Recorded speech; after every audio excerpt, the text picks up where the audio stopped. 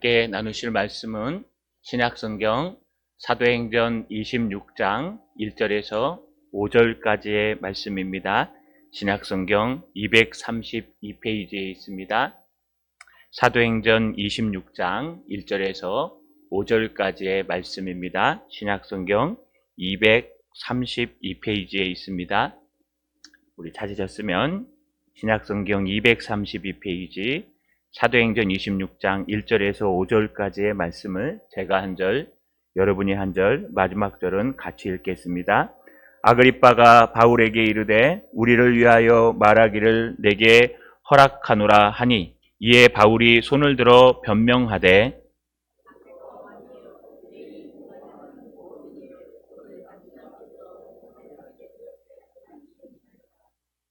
특히 당신이 유대인의 모든 풍속과 문제를 아심이니이다. 그러므로 내 말을 너그러이 들으시기를 바라나이다.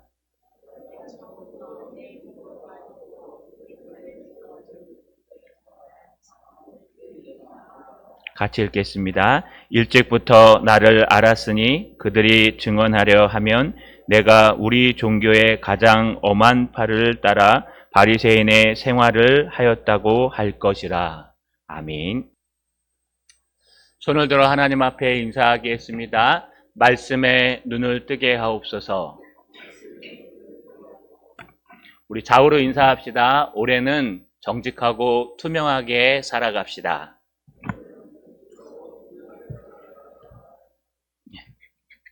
최근에 대만에서 총통 선거가 이루어지고 아마 민진당이 된 걸로 알고 있습니다. 또 우리나라도 총선을 앞두고 있고 또 많은 곳에서 새로운 지자체장이 뽑히는 시대가 열렸습니다. 신문 사설에 캔디데이트라는 단어에 대한 해석이 있어서 오늘 설교와 너무 유사한 것 같아서 한번 가져와 봤습니다. 정치에 나가거나 어떤 자리에 입후보자 한 사람들을 영어로 캔디데이트라고 얘기합니다. 후보자란 뜻입니다. 이 캔디데이트, 후보자란 뜻이 어디서 나왔냐 하면은요, 로마 시대에 쓰던 라틴어라는 언어에서 나왔습니다. 라틴어 캔디더스라는 단어인데요, 이 캔디더스라는 단어는 시다 이런 뜻입니다. 로마 사람들은 원로원이나 의회를 살아갈 때에는요, 다 흰색 옷을 입었습니다. 아마 아주 로마 시대의 영화를 보시면 원로원들이나 사람들이 대부분 흰색 천을 걸치고 나와서 의회에 앉아있는 모습을 보셨을 겁니다. 이 히다라는 뜻이 캔디더스라는 라틴어입니다. 이 흰색을 어떻게 내느냐, 석회질에 있는 그런 색깔을 가지고 옷에 물을 들여서 옷이 시도록 만드는 것이고, 이 흰색 옷을 입고 의회에 앉아있거나 또는 모든 활동들을 한다고 합니다. 그래서 선교 유세를 할 때에요, 이 흰색 옷을 입었는데 이 옷을 토가라고 한답니다. 여러분, 우리 좀 있으면 선거 유세 하겠지만 빨간색, 하늘색, 회색, 노란색 막 입지 않습니까? 그런데 로마에서는요, 이걸 다 통일해서요, 선거 유세를 할 수 있지만 다 토가를 입게 만들었습니다. 누가 누군지 모르고요, 우리는 모두 다 투명하며, 우리는 모두 다 정직하며, 우리는 모두 다 하얀색을 본받아 깨끗하다 라고 하면서 선거 유세를 할 때도 이 토가를 입고, 또 당선되고 나서 의회에서 활동할 때도 토가를 입었다고 합니다. 이 토가라는 백색 흰 천은요, 의회에서만 입은 것도 아니고 정치자들만 입은 것도 아닙니다. 지자체장이나 많은 곳에서 무엇인가 일을 하겠다고 쓰는 직분자들은 모두 다 이 토가를 입었다고 합니다. 그래서 로마에서 이야기하는 건 지도자는, 앞에 리더자들은, 또 직분자들은, 정치가들은 깨끗해야 한다. 후보자, 캔디더스에서 나왔기 때문에 모두가 투명하고 정직하고 깨끗한 사람이 되어야 한다. 이게 바로 입후보자 캔디데이트의 원래 의미라고 합니다. 여러분, 우리 신앙인들도 마찬가지일 겁니다. 우리도 이 땅을 살아갈 때 깨끗하게 살아가는 모습이 필요합니다. 누가 보아도 투명한 사람이 되어야 합니다. 누가 보아도요, 저 사람은 투명하고 감추는 게 없고 누가 보아도 정직한 사람이 되어야 된다. 그러나 사람 앞에서만 그런 게 아니고요. 우리는 하나님 앞에서 정직해야 됩니다. 하나님 앞에서 캔디데이트 해야 됩니다. 하나님 앞에서 투명해야 됩니다. 하나님께서 우리의 삶을 다 알고 계시기 때문에 내가 보여지는 삶과 보이지 않는 삶 속에서 어떻게 신앙생활을 하고 있는지 돌아보는 것, 그래서 정말 깨끗해야 될 것이 우리 성도들의 삶입니다. 오늘 말씀을 통해서 또 사도 바울을 통해서 캔디데이트, 깨끗해지는 저 여러분 되시기를 주님의 이름으로 간절히 소망합니다. 여러분, 지금 사도 바울은 법정에 서 있습니다. 신임 총독 베스도가요, 사도 바울을 유대인에게 넘길 수 없도록 사도 바울은 상소했습니다. 가이사 황제에게 상소해서 나의 이 억울함을 풀어주십시오 라면서 상소를 올렸기 때문에 신임 총독 베스도는요, 사도 바울을 어떻게 할 수가 없었습니다. 그런데 문제 하나가 생겼습니다. 총독이요, 처음으로 가이사에게 상소하는 죄인을 올려보내야 되는데 죄가 하나도 없는 겁니다. 아무리 따져도 종교적이고 풍습적인 문제 외에는 뭐 보고서를 써서 올릴 게 없습니다. 이렇게 올렸다가는 자기 인사고과에 마이너스밖에 되지 않습니다. 이 베스도 총독은요, 열심히 고민하고 있는데 한 남자를 만났습니다. 그가 누구냐 하면 당시 유대인의 왕인 아그리빠 2세 왕이었습니다. 그는 그의 누나인 또 부인인 베니게를 데리고 대동에서 이 베스도 총독에게 와서 인사를 하고 안부를 전하러 온 겁니다. 그와 함께 며칠 동안 밥을 먹고 술을 마시다가요, 그는 문득 자기의 고민을 이야기합니다. 왕이셔, 내가 고민이 하나 있습니다. 뭡니까? 내가 오자마자 내 전임 총독인 벨릭스가 구리해 놓은 사도 바울이라는 사람이 있는데 이 사람에 대해서 내가 아무리 생각해도 죄를 찾을 수가 없습니다. 이 사람은 세상이 감당할 수 없는 사람이고 이 사람은 저들이 죽지 않으면 안 된다고 할 정도로 심각한 사람인데 아무리 찾아보아도 사형당할, 죽일 만한 죄를 찾을 수가 없습니다. 그래서 내가 유대의 오래 왕으로 재직 중이신 아그리빠 왕에게 물어보고 싶습니다. 이 사도 바울에게서 죄를 찾아 드시든지 아니면 그 이유를 좀 발견해 주십시오. 아그리빠는요, 아주 흔쾌히 허락했습니다. 아그리빠도 이미 알고 있었습니다. 사도 바울에 대해서. 그런데 눈으로 직접 보고 그가 전하는 복음을 듣고 싶었습니다. 그 다음날 아그리빠는요, 베스도 신임 총독이 연회를 열어서 재판장을 만들어 놓은 그 재판장 앞에 나가는데요, 말씀드린 대로 최고의 권위의 모습의 옷을 입고 또 좌우에는 성에 있는 고관들과 함께 당시 그 성을 지키는 천부장 5명과 함께 대동에서 거룩하게 나갔습니다. 반면에 복음을 전하고 변론해야 될 사도 바울은요, 하나님의 지도자 사도 바울은 착고에 채워서 두 사람에게 끌려 나왔습니다. 누가 누구에게 설교를 해야 그게 먹힐까요? 아마 아그리빠 왕이 앉아서요, 이 사도 바울한테 너 그따구로 살면 안 돼 라고 얘기해야 아마 그 이야기들이 들려지고 먹혀질 겁니다. 그런데요, 지금 사도 바울이 착고에 채워서 복음을 전하는 위치에 있는 겁니다. 베스도가 나와서 열심히 이야기를 합니다. 사실은 이만저만해서 이런 상황인데 아그리빠 왕이요, 당신의 조언을 좀 듣고 싶습니다. 얘기 좀 해주십시오 라고 말이 끝나자마자 오늘 아그리빠 왕은 사도 바울을 향해서 이렇게 얘기합니다. 1절에 보니까 아그리빠가 바울에게 이르되 너를 위하여 말하기를 내게 허락하노라 하니. 지금 아그리빠가 앉아가지고요, 사도 바울에게 너를 위해서, 스스로를 위해서 변론하는 걸 허락한다 라고 명령을 내립니다. 뭐 상관없습니다. 지금 베스도가 모든 걸 아그리빠에게 넘겼기 때문에 아그리빠가 그걸 들어보는 건 괜찮습니다. 근데 여러분 좀 건방져 보이지 않습니까? 이 상황에선 이해가 가더라도 뭐 감히 너 스스로를 위해 한번 변론해봐, 내가 허락할 테니까 너 한번 얘기해봐, 이런 식으로 얘기하는 걸 우리가 볼 수 있습니다.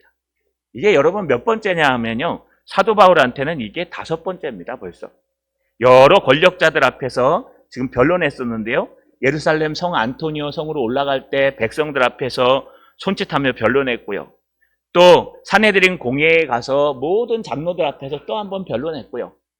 또 여러분 그 전임총독 벨리스 앞에서 열심히 또 변론했고요.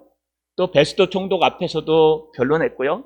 이제 벌써 5번째입니다. 5번째. 5번째 아그리빠 왕 앞에서 지금 변론하는 이런 상황. 참 아이러닉하게도 사도 바울은 죄가 없는데도 예수를 믿는다는 것 하나 때문에 5번이나 변론하고 자기를 갖다가 변호하는 일을 했다는 겁니다. 참 이거보다 더 답답한 일이 어디 있겠습니까? 그럼에도 불구하고 오늘 사도 바울의 모습을 보면 신기한 모습이 등장합니다. 여러분 밑줄 친절을 잘 보십시오. 이에 바울이 손을 들어 변명하되. 지금 아그리빠 왕이요 위에 딱 앉아 있습니다. 최고의 권위를 가지고 최고의 세속적인 옷을 입고 훈장을 달고 왕관을 쓰고 옆에 베니게라는 자기 누나이지만 자기 아내로 맞이한 근친 상간의 대표적인 그 아내를 데리고 또 이쪽에는 다전병의 천부장, 여러분 대대장들입니다. 이 최소한 대령 이상 별 하나 되는 사람들, 오른쪽에는 성에서 귀한 여러분 직분을 맡은 캔디데이트, 투명해야 될 사람들을 데리고 와가지고요 앉아서 위에 딱 서 있고 한번 얘기해봐라. 너를 위해서 한번 얘기해봐라. 정작 복음을 전해야 될 사도 바울은 착고에 채워서 나와서 밑에서 이렇게 쳐다봅니다. 근데 이 말이 떨어지기가 무섭게 바울이요 손을 들어서 변명하기 시작했대요. 여러분 이 손을 들다는 뜻은 앞에서도 사용됐습니다. 앞에서 처음 사도 바울이 이 사건을 만나는 이렇게 오해받은 그 사건 속에서 이스라엘 군중들이 사도 바울을 죽이려고 막 달려들 때 여러분 이 소란을 듣고 그 예루살렘 성을 수호하는 로마에서 보낸 수비대, 성 안토니오 성에서 나온 수비대 천부장 글라우디오 루시아가요 이 사도 바울을 데리고 올라가고 있었습니다. 안토니오 성으로. 그 성 안토니오 계단 중간에서요 이 사도 바울이 자기가 얘기할 수 있는 기회를 달라 그래서 군중들을 향해서 얘기하라고 허락을 받습니다. 그때 사도 바울이 한번 손을 든 적이 있습니다. 여러분 사도행전 21장 40절에 보니까 천부장이 허락하거늘 바울이 층대 위에 서서 백성들에게 손짓하여 매우 조용히 한 후에 히브리 말로 말하니라. 그러니까요 손짓하는 게 뭐냐면 조용히 하세요. 조용히 하세요. 내 얘기 좀 하게 조용히 하세요. 이렇게 조용히 시키는 겁니다. 똑같은 단어입니다. 여러분 손짓하면서 그때는 조용히 시키는 말을 했는데 그런데 한번 생각해 보십시오.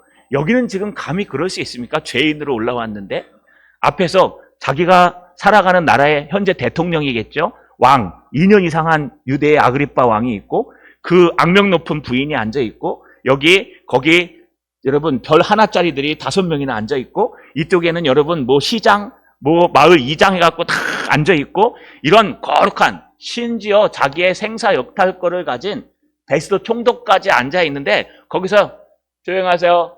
조용히 하세요. 내가 얘기 좀 할게요. 변명하기 시작할게요. 이렇게 될까요?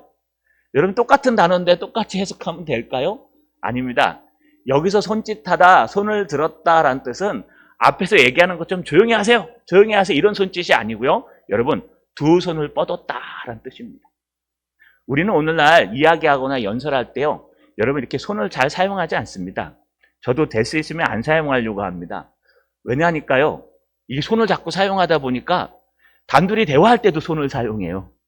그냥 말로 하면 되는데 그게 있잖아요. 그게 아니고 이러니까요. 굉장히 폭력적이고 굉장히 보기가 안 좋더라고요. 그래서 될 수 있으면 손을 쓰지 말자. 그런데 필요할 때는 씁니다. 여러분. 이렇게 손짓은요. 굉장히 위험한 겁니다. 어필은 되지만. 여러분 대화할 때는요. 손짓 될 수 있으면 하지 마십시오. 굉장히 안 좋아 보입니다. 폭력적이고. 그런데 저희처럼 설교자들은 또 복음을 전하는 사람들 때로는 이렇게 손짓하면서 여러분의 시선을 끌기도 합니다. 그래서 저의 이 제스처는 시선을 끌기 위한 제스처입니다. 이분이 지금 손짓하는 것은 여러분 조용히 하세요. 당신 이거예요. 이거 아닙니다. 이게 아니고요. 그 당시에 손을 벌리다라는 뜻은 존경한다는 뜻이었습니다. 연사가 설교를 하면서 여러분 사랑합니다. 제가 여러분 앞에서 이렇게 서게 된 것은 정말 하나님의 은혜입니다. 여러분 모두 다 사랑합니다 할 때 여러분 모두를 포용하고 존경한다는 뜻에서 이렇게 하는 게 아니라요. 이렇게 하는 겁니다. 앞에 손짓하는 것은 이렇게 하는 겁니다. 손바닥을 보이면서요. 여러분 조용히 좀 하세요. 조용히 좀 하세요.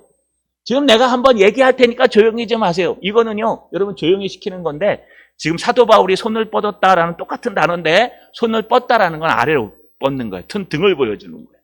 그러면서 여러분 사랑합니다. 존경합니다. 존경하는 우리 아그리빠 왕이요. 내가 당신에게 할 얘기가 있습니다. 변명하겠습니다. 라고 하는 손을 들다라는 의미가요. 바로 무슨 의미냐? 존경하고 여러분 앞에 정중하게 지금 이야기를 하겠다라는 얘기입니다. 그러면서 이 사도 바울이요. 무슨 얘기를 하느냐? 2절에 보니까 아그리빠 왕이요. 유대인이 고발하는 모든 일을 오늘 당신 앞에서 변명하게 된 것을 다행히 여기나이다. 여기 앞에 내 스스로에게 다행히 여기나이다. 이렇게 표현합니다. 여러분 이렇게 얘기하면서 손을 쫙 뻘고요. 아그리빠 왕, 그 세속적인 왕, 최고의 권위를 가지고 온 왕, 자기의 모든 상황을 지금 판단해야 될 그 왕 앞에서 손을 쫙 뻗고 뭐라고 얘기하느냐? 아그리빠 왕이요, 내가 당신 앞에서 변론하게 된 것이 얼마나 다행인지 모릅니다. 이 구절이 헬라어 원문으로 보면요, 여러분 이재철 목사님 번역한 것 제가 번역해도 이건 조금 좀 위험한 번역입니다. 왜냐하면 다행히 여깁니다라는 뜻은 뭘까요? 지금 까딱하면 어려운 불행을 당할 뻔했는데 당신이 여기 와갖고 내 얘기를 들어서 내가 참 다행입니다. 왜요? 어려움 속에서 당신 때문에 극복할 수 있을 것 같아서. 당신에게 이런 기회가 주어져서 당신이 잘만 봐주시고 얘기만 해주시면 난 석방될 수 있습니다. 라는 뉘앙스를 갖고 있어요. 근데 여러분 다행이라고 번역하면 안 됩니다.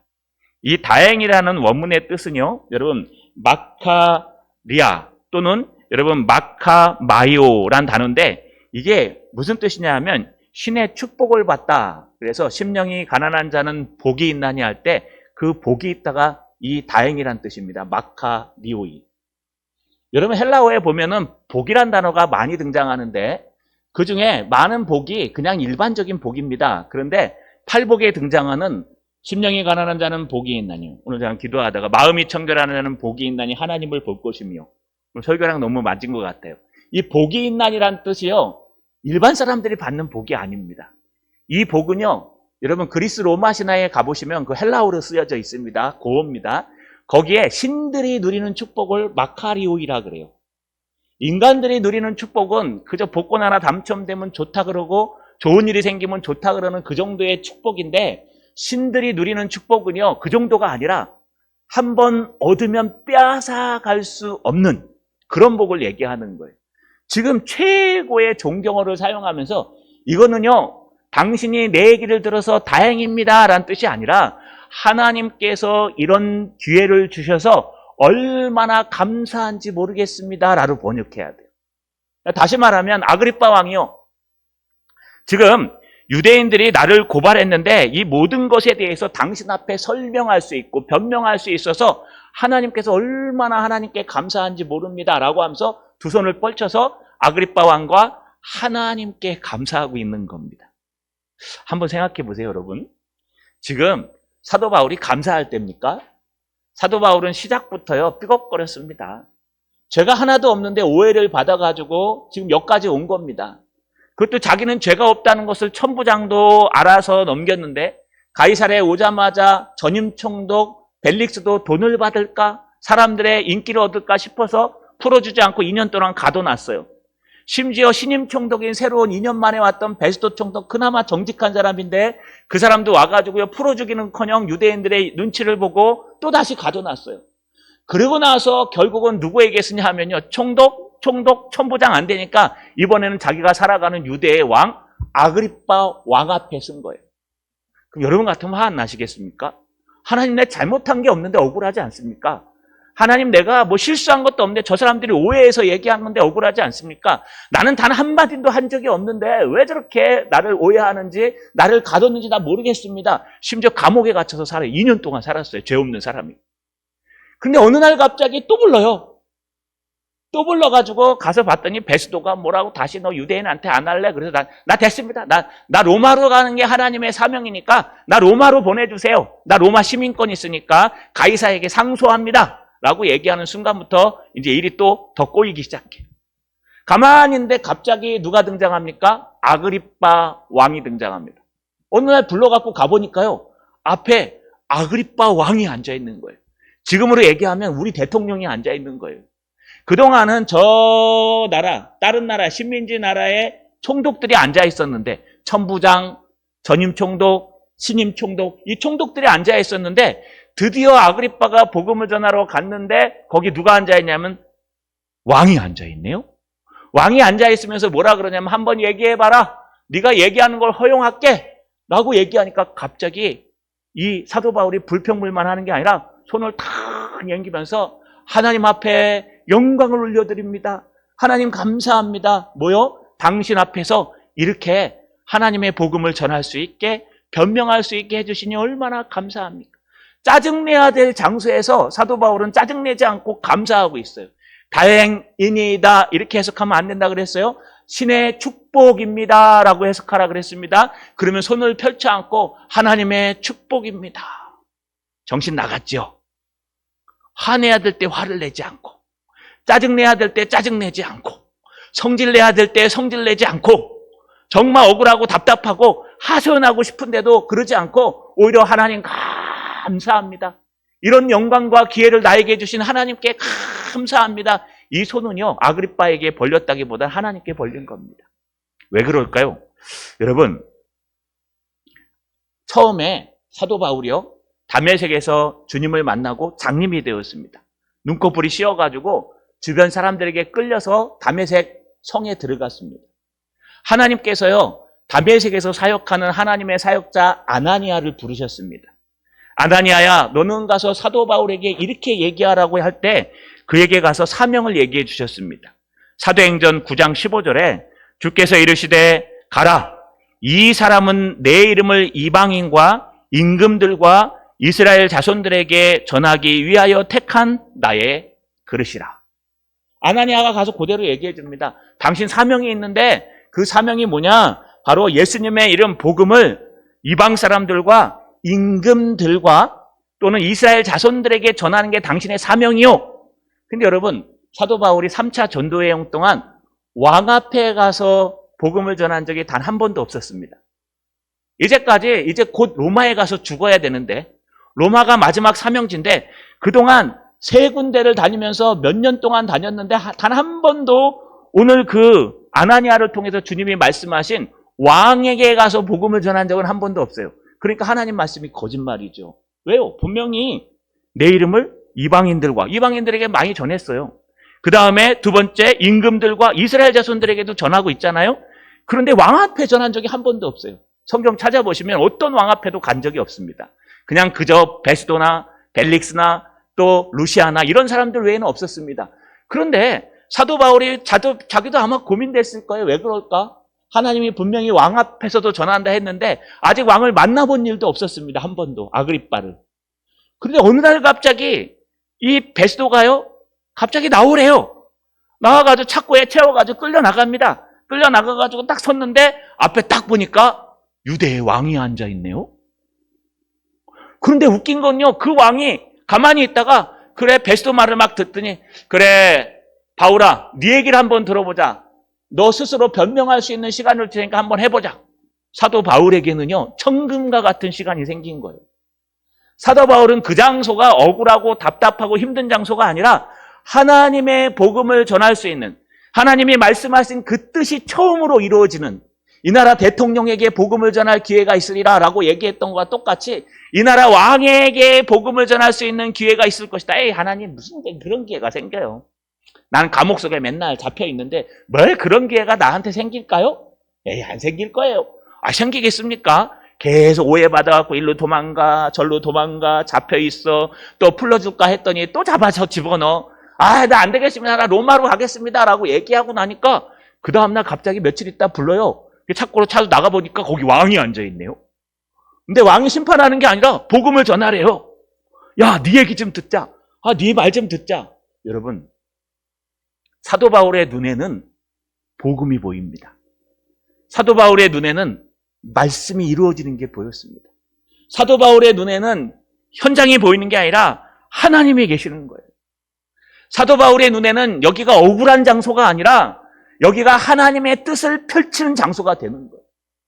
세상 사람들이 보기에는 조롱의 눈입니다. 아그리빠가 보기에는 얼마나 답답하겠습니까? 너 예수 믿고 구원받았다며?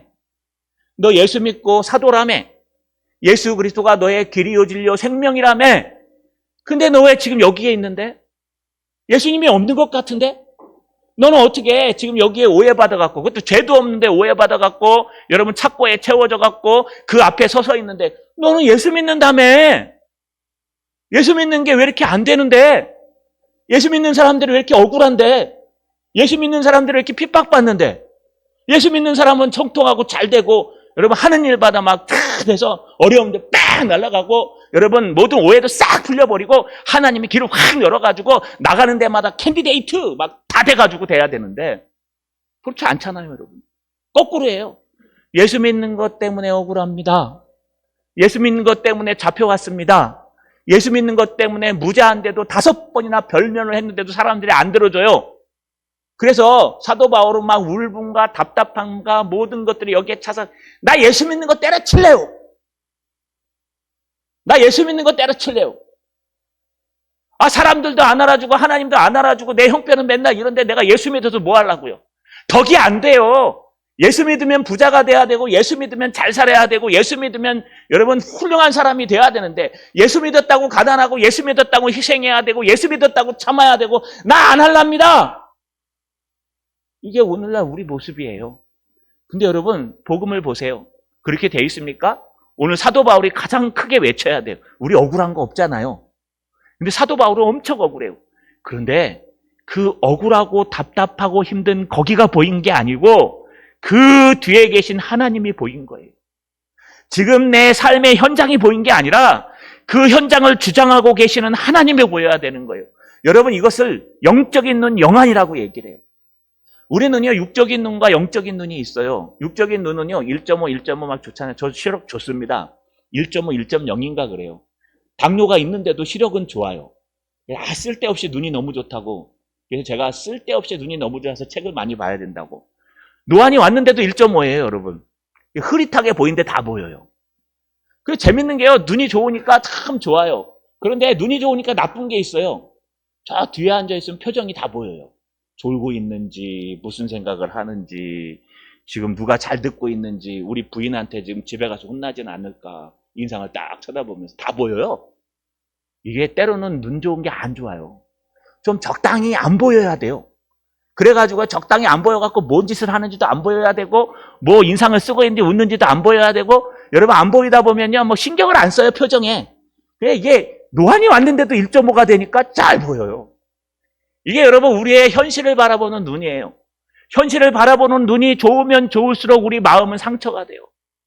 현실을 바라보는 눈이 좋으면 좋을수록 우리는 똑똑해지고 불안해져요. 여러분 요즘 엄청 불안하시죠? 답답하시죠? 그런데 여러분 현실을 바라보는 눈보다 또 하나의 눈이 있는데 이건 영적인 눈이라 그래요. 현실을 초월해서 배후에 계시는 하나님이 보이는 거예요. 하나님이 보여야 돼요. 사람의 눈으로 보는 게 아니라 하나님의 눈으로 보는 거예요. 사도 바울은 이 장소에서 억울하고 답답하고 토로하고 욕하고 막 투정해야 되는데 거기서 손을 딱 내밀면서 하나님 감사합니다. 드디어 하나님의 말씀이 이루어지는군요. 나는 능력도 없고 힘도 없고 무능하고 기회도 없고 권력도 없어서 나 같은 사람이 어떻게 왕을 만나고 왕의 복음을 전할 수 있을까 고민했는데 하나님 이렇게 왕을 이 자리까지 움직여주셔서 복음을 전할 수 있는 기회를 주셨군요. 여러분 말씀의 눈으로 신앙의 눈으로 그 현장을 바라보니까 불평하고 불만해야 될 장소에서 하나님 앞에 영광을 돌리고 있는 겁니다. 여러분 어떠십니까? 여러분 눈도 1.5는 아니십니까? 2.0도 계십니까? 현실을 너무 잘 보고 계시지 않습니까? 내가 계산해 보니까 여기 이렇게 하고 이렇게 하고 이렇게 하면 돼. 내가 생각해 보니까 이런 상황은 이렇게 하고 이렇게 하면 돼. 근데 그렇게 되든가요? 아니 안 돼야 정상일 거예요. 왜냐하면 천지를 주장하시고 움직이시는 분은 하나님이십니다. 하나님의 눈으로 세상을 바라보시는 저 여러분 되시기를 주님의 이름으로 간절히 소망합니다. 그런데 여러분 이런 하나님의 눈을 가지고 사는 사람들의 모습은 어떨까요? 오늘 이 이야기를 좀 하고 싶습니다. 여러분 오늘 3절에 보시면 특히 당신이 유대의 모든 풍습과 문제를 아심이나이다. 그러므로 내 말을 너그러이 들으시기를 바라나이다. 아그리빠 왕한테 손을 펴면서 하나님의 축복입니다. 당신 앞에서 저의 이야기를 복음을 전할 수 있게 하심을 감사드립니다. 라고 하면서 뭐라고 얘기하면 특별히 당신이 유대인의 풍속과 신앙의 문제 이런 모든 문제들을 다 알고 있는 유대인의 왕이니 얼마나 감사한지 모릅니다. 유대인의 모든 풍습과 문제라는 건 뭐냐 하면은요, 여러분 그 당시에 유대에 일어났던 모든 풍습들을 왕이니까 알고 있겠죠. 또 하나는요, 이 유대인에 대한 종교적인 문제도 왕으로 이해할 수 있겠죠. 여러분 이걸 다 알고 있는 왕이어서 너무너무 다행이고 너무너무 감사하다는 뜻으로 이야기합니다. 그러면서요, 오늘 3절 하반절에 보니까 그러므로 내 말을 너그러이 들으시기를 바라나이다. 이 너그럽다는 건요, 관대하게 들어달라는 겁니다. 이 다른 말로 얘기하면 뭐냐? 사도 바울이 지금 변론을 하긴 하는데 복음을 전할 건데 자기 간증을 하고 이게 길더라도 좀 참을성 있게 앉아서 끝까지 들어주세요. 이런 얘기입니다. 여러분 그러면서 사도 바울이 이야기합니다. 그런데 여기 아주 재미난 것이 하나 들어갑니다. 여러분 4절에 내가 처음부터 내 민족과 더불어 예루살렘에서 젊었을 때에 생활한 생활을 유대인이 다 아는 바라. 또 여러분 뒤에 보세요. 5절에 일찍부터 나를 알았으니 그들이 증언하려 하면 내가 우리 종교의 가장 엄한 팔을 따라 바리새인의 생활을 하였다고 할 것이라. 이 여기 등장하는 걸 보면 세 가지 단어가 계속 반복해서 등장합니다. 성경을 읽으실 때요, 막 반복되는 단어들은 꼭 한 번씩 살펴보십시오. 거기에 은혜가 있습니다. 여러분 잘 보세요. 아까 3절에 보면 특히 당신이 유대인과 유대인의 모든 풍습과 문제를 아심이나이다. 안다 그랬죠? 그 다음에 보세요. 4절에 보니까 여러분 내가 처음부터 내 민족과 더불어 예루살렘에서 젊었을 때 생활한 상황을 유대인이 다 아는 바라. 또 5절의 상반절에 일찍부터 나를 다 알았으니 어떤 단어가 세 번이나 등장합니까? 알고 있다. 이 알고 있다 에이도란 단어는요, 그냥 지식적으로만 알질 않습니다. 지식적으로 아는 건 기네스코라고 합니다. 여기 알고 있다, 뭐 기네스코가 쓰이기도 했지만 이 안다는 단어는요, 그 사람의 면면과 사상과 생활을 다 알고 있다는 거예요. 지금 이 복음을 들어야 될 아그리빠 왕은 유대인의 왕이요 유대인 출신이기 때문에 비록 세속적인 눈과 현실적인 눈 1.5, 1.5를 갖고 있더라도 그는 모든 이스라엘의 풍속과 이스라엘의 유대교의 문제를 다 알고 있었습니다. 두 번째, 자기를 고발했던 모든 사람들은 이미 자기에 대해서 자기가 젊었을 때 어떻게 생활했는지, 일찍부터 어떻게 살았는지에 대해서 유대인들은 다 알고 있었다는 거예요. 심지어 이 고발한 사람들조차도 자기가 어떤 사람이었는지 어떻게 살았는지 다 알고 있다는 거예요. 무슨 뜻일까요? 사도 바울은 하나님의 복음을 위해서 하나님의 영광을 위해서 살았습니다. 사도 바울은 젊었을 때 스테반을 죽일 때도요, 여러분 예수 믿는 사람들 핍박할 때도 가장 앞선서서 그 옷을 맡아주는 청년이 되었습니다. 유대 안에 있는 많은 이단 무리라고 생각했던 그리스도를 믿는 모든 사람들을 핍박하고 잡아 가두고 죽이기까지 했다고 성경은 기록합니다. 얼마나 사도 바울이 열심히 했는지, 여러분 원래 사도 바울은 길리기아 다소 출신이었어요. 그런데 어렸을 때 고모집입니까? 그쪽으로 예루살렘으로 자기 누이와 함께 이사 왔어요. 동생과 함께. 그래서 와서 그곳에서 유학 생활을 했습니다. 그때 에센파와 힐렐파가 있었습니다. 이 두 개가 율법을 해석하는 그 당시의 학문의 파입니다. 이 힐렐파 중에서도 가장 엄한 파가 여러분 가말리알이라는 이 랍비가 있었는데 그 밑에서 제자로 들어가 갖고 훈련하는 사람이 가장 힘들었습니다. 이 온건주의, 뭐 요즘 이슬람 시아파 뭐 그런 파들이 있지 않습니까? 이스라엘도 똑같습니다. 이 파로 나눌 때 여러분 가장 온건하며 율법을 율법대로 지키기 위해 몸부림치게 만드는 사람들이 힐랄파 안에 있는 가말리알이라는 랍비 밑에서 훈련하는 가말리알 문화생들이었습니다. 여기 아무나 못 들어갑니다. 여긴 어려서부터 아주 뛰어난 사람들만 들어가요. 12살이 되면 모세 오경 정도는 다 외우는데 거의 성경을 다 외워요. 그러니까 시작부터가 다릅니다. 성경을 몸으로 딸딸딸 외우고 하나님의 말씀을 묵상할 수 있는 사람들이 여기에 들어가는 거예요. 근데 사도 바울이 얼마나 뛰어났으면 어린 나이에 거기에 합격을 했어요. 거기에서 여러분 살아가는데 그 중에서도 1등을 한 게 사도 바울이에요. 내가 바리새인 중에 바리새인임을 너희가 알지 못하느냐라고 후대에 가서 선지서를 쓰는 것, 서신서를 쓰는 걸 보면요, 사도 바울은 얼마나 열심히 살았는지 몰라요. 근데 얼마나 사도 바울이 열심히 이 유대교를 믿고 신앙생활을 했는지 주변 모든 사람이 다 아는 바라. 다 알대요. 대표적인 게 뭐가 있을까요? 여러분, 사도 바울이 다메섹 도상에서 주님을 만나고 다메섹으로 들어갔을 때 아까 말씀드린 하나님의 사도 아나니아한테 주님께서 이건 나한테 내가 사용할 그릇이니까 너는 가서 사도 바울에게 알려라. 네가 올 걸 알고 있다. 그랬더니 아나니아가 아멘하고 갔습니까? 아니요. 아나니아가 이렇게 얘기합니다. 사도행전 9장 13절에 아나니아가 대답하되 주여 이 사람에 대하여 내가 여러 사람에게 들은즉 그가 예루살렘에서 주의 성도를 적지 않게 해를 끼쳤다 하더니 여기서도 주의 이름을 부르는 모든 사람을 결박한 권한을 대제사장에게서 받았나이다 하고는 벌써 다 소문이 났어요. 젊은 사람 그 하나 있는데요. 얼마나 악종인지 몰라요. 얼마나 막 하나님을 잘 믿는지 예수 믿는 것들은 잘못됐다고 예루살렘에서도 그렇게 악랄하더만 이제는 이 다메섹 다른 사람들이 다스리는 이 다메섹까지 목숨을 걸고 왔대요. 그러니 그 사람한테 가서 복음을 전하는 게 맞습니까? 틀립니까? 하면서요. 여러분 이야기하고 있어요. 다 알고 있어요. 사도 바울의 신앙의 투명성을. 뿐만 아닙니다. 여러분 사도행전 20장에 보시면 에베소 장로들을 불러다가요. 여러분 마지막 유언을 하면서 이렇게 얘기합니다. 사도행전 20장 18절에 오매 그들에게 말하되 아시아에 들어온 첫날부터 지금까지 내가 항상 여러분 가운데 어떻게 행하였는지 여러분은 아는 바니. 여러분 다 알고 있죠? 이거 이방 사람들한테 한 거예요. 에베소 장로들을 불러다가 이제 못 보니까 너희 알고 있지? 내가 처음 에베소 땅을 밟았을 때부터 너희를 떠나는 이 시간까지 어떻게 하나님을 믿고 어떻게 생활했는지 여러분과 모든 사람들이 다 에이도 아는 바라. 여러분 이 알다가 계속 등장하죠? 사도 바울이 건방져서 그럴까요? 그게 아닙니다. 사도 바울은 이제까지 하나님 앞에 말씀을 붙들고 예수 그리스도를 전하면서 조금도 부족함이 없이 청결하게 살았다는 것. 조금도 부족함이 없이 투명하게 살았다는 것. 감출 것도 없고 속일 것도 없고 바꿀 것도 없고 정직하게 있는 그대로 하나님 앞에 말씀 앞에 영안의 눈을 떠서 살았다는 겁니다.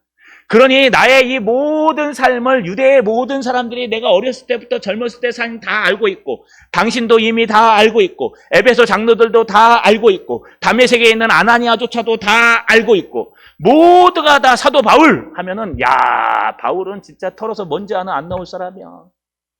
옛날에 예수 핍박할 때도 그렇게 열정을 가지고 투명하게 하더니 이제 예수 믿고 구원받아서 돌아서서 복음을 전할 때까지도 그 장로들에게 뭐라 그래요? 나는 어떻게 살았는지 내가 에베소에 처음 발을 들여놓고 사는데 어떻게 살았는지 다 아는 바라. 이게 나 전부야. 이게 나야 나. 이게 나야. 다른 데서 딴 사람 찾지 말고 미화시킬 필요도 없고 이게 나야. 나는 늘 복음을 붙들고 복음이 먼저고 예수가 먼저고 복음이 우선이고 하나님의 말씀이 우선이기 때문에 늘 하나님의 말씀을 붙들고 하나님 앞에서 살아가는 이게 나야 나. 라고 사도 바울은 투명하게 자기의 삶을 하나님과 사람 앞에서 이야기하면서 이 복음의 증거를 시작했습니다. 자, 여러분 한번 돌아봅시다.